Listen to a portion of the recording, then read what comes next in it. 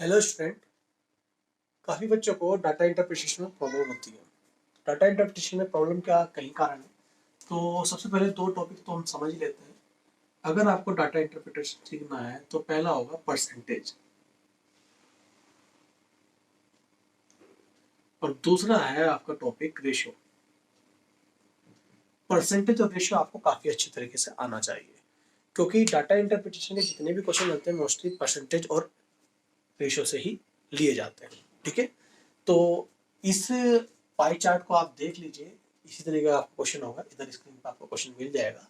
तो ये pie chart में इसमें आपको दिखाया गया है, कुछ हिस्सा कला व शिल्प का है, कुछ हिस्सा खेलकूद का है, कुछ हिस्सा पुस्तकालय में गया, कुछ हिस्सा विविध और कुछ हिस्सा विज्ञान में बांट दिया गया। ये हिस्से बांटे हैं, ये डिग्री में बटे हैं। ठीक है, अब डिग्री का मतलब समझेंगे कि पूरे सर्कल में कितने डिग्री होता है। पूरे सर्कल का एंगल, जो डिग्री एंगल होता है वो कितना होता है, वो होता है 360 डिग्री। ठीक है, तो पूरे सर्कल का कितना होता है 360 डिग्री। तो हमने ये समझ लिया कि ये पूरा सर्कल कितने डिग्री के बराबर होता है, 360 डिग्री। तो ये जो बंटवारा हुआ है कितने डिग्री का हुआ, 360 डिग्री का हुआ। तो ये हमें पता चल गया। ठीक है, अब क्वेश्चन आएंगे इसके आधार पर, उस क्वेश्चन को हमें सोल्व करना है।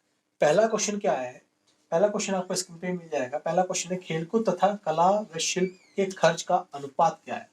तो यहाँ पूछा है खेलकूद व कला तथा शिल्प का अनुपात पूछा है। तो खेलकूद व कला तथा शिल्प का अनुपात पूछा है। तो यहाँ पे खेलकूद कितना है, 120 डिग्री है।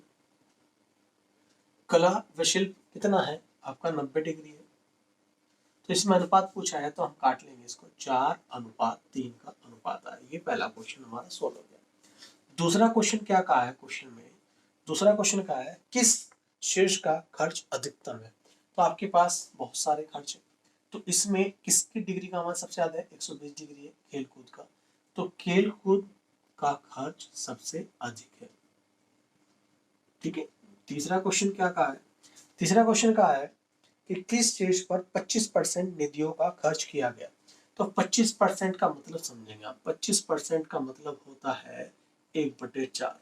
ठीक है, और आपका पूरा जो सर्कल है वो कितने डिग्री का होता है, 360 डिग्री का। तो 360 डिग्री गुना 1/4। तो 1/4 से जब हम इसे निकालेंगे, कैलकुलेट करेंगे तो 90 डिग्री आएगा। तो किसका है 90 डिग्री मान, तो 90 डिग्री है कला व शिल्प।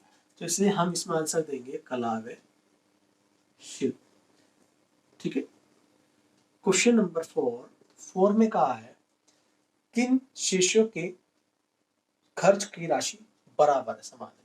तो दो ऐसे शीर्ष हैं जिनकी राशि क्या है, बराबर है, क्योंकि उनके एंगल बराबर, तो उन पर किया गया खर्च भी आपस में क्या होगा, बराबर होगा। विज्ञान में पुस्तकालय, विज्ञान व पुस्तकालय। ठीक है, आगे अगला क्वेश्चन ये था कि कुल खर्च का कितना प्रतिशत पुस्तकालय पर खर्च किया गया। अब प्रतिशत में पूछा है तो कितना प्रतिशत पुस्तकालय पर खर्च किया, तो प्रतिशत तो हमें पता नहीं, हमें पता है डिग्री। तो हम डिग्री में ही बात करेंगे, 60 डिग्री। पूरा कितना होता है overall, 360 degree. Whole angle 360 degree. प्रतिशत में निकालना है तो किससे गुना कर देंगे, 100 से। तो इसे जब काटा तो 6 बार कटा और ये आ जाएगा 16.66%। ठीक है, तो इस तरीके से हमने डीआई का आंसर दिया है। ठीक, एक और क्वेश्चन लेते हैं डाटा इंटरप्रिटेशन का। तो इसमें एक तालिका दे रखी है, इधर आपको तालिका दिख रही होगी। तालिका में आपको क्या दिख रहा होगा, उत्पादन दिख रहा होगा ग्राफ के बेस पर, आयत चित्र के आधार पर। ठीक है, तो 1920 से लेकर 1927 तक का आपको इंडेक्स मिल रहा होगा, उत्पादन मिलियन टनों में।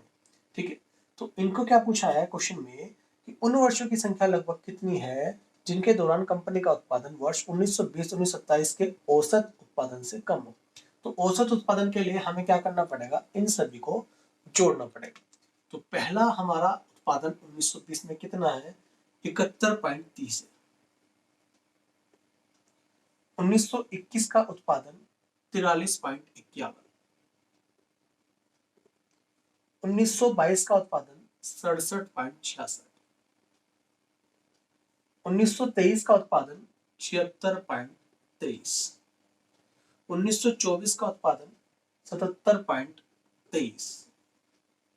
1925 का उत्पादन 88.93, 1926 का उत्पादन 91.75 और 1927 का उत्पादन 100.17। तो इन सबको हमें क्या करना पड़ेगा, जोड़ना पड़ेगा। तो जोड़ लेते हैं। 6 1 7 7 3 10 10 3 13 13 3 16 16 5 21 7 28 का 8 हासिल के 2, 5 5 10 10 6 16 16 4 20 20 9 29 29 और 7 36 36 और 1 37 का 7 हासिल का 3 3 और 1 4 4 3 7 7 14 6 20 20 और 7 और 8 35 और 1 36 का 6 हासिल का 3 7 3 10 10 10 20 20 और 14 34 34 और 8 42 42 और 9 51 का 1 हासिल का 5 और यहाँ आ गया 6। तो टोटल हो गया 616.78। आपसे पूछा था एवरेज, तो आप क्या करोगे, 1 2 3 4 5 6 7 8 साल का है तो आप इसे 8 से ही क्या करोगे, भाग कर दोगे औसत उत्पादन निकालने के लिए। 8 7 56, यहाँ बचा 5, 8 7 56, ठीक है। तो यहाँ पे आ गया दशमलव, इधर ले लेंगे, यहाँ पे आ गया 7, ना चलने की 0 और यहाँ पर आ गया 8, तो 8 ने 72, ठीक है। आगे नहीं निकालेंगे, दशमलव के 2 अंक देंगे। 77.09 या इसे 77.10 भी बोल सकते हैं, ठीक है। तो आप 77.09 या 77.10 के करीब मान सकते हैं, ठीक है। तो औसत उत्पादन है, तो ऐसा किसमें है जो इनसे कम रहे हैं प्रोडक्शन, औसत उत्पादन के कम से कम। तो 1920 में कम रहा है, 1921 में भी कम रहा है, 1922 में भी कम रहा है और 1923 में भी कम रहा है। तो इन 4 सालों में प्रोडक्शन कम रहा है, तो इसलिए हमारा आंसर होगा 4 वर्षों में औसत उत्पादन से कम उत्पादन हुआ है, ठीक है। क्वेश्चन अगला, इस्पात का औसत उत्पादन कितना है, तो हमने पहले ही औसत उत्पादन निकाल लिया है, तो ये हमारा अगला क्वेश्चन कंप्लीट होता है कि 77.10 हमारा औसत उत्पादन है। तीसरा क्वेश्चन क्या है, 1923-24 में इस्पात के उत्पादन का अंतर 27 का x% है। 23-24 में, तो 23-24 में अंतर कितना, 1 है, और उस एक जो है वो किसका, वो 1927 में कितना है, 100.17 का कितना x% है। तो आपसे पूछा है x का मान, तो जब ये उधर जाएगा तो उधर जाके क्या हो जाएगा, x बराबर 100 ऊपर आ जाएगा और 100.17 नीचे आएगा। दशमलव से हटाएंगे, यहाँ ऊपर 2 जीरो लगा देंगे, ठीक है। तो यहाँ पे आपका इसे कैलकुलेट करेंगे, कैलकुलेट करने के बाद 0.99 आएगा, ठीक है। जब से कैलकुलेट करेंगे तो इसलिए इसको 0.1 के करीब मानेंगे, ये हमारा क्या होगा, आंसर होगा, ठीक।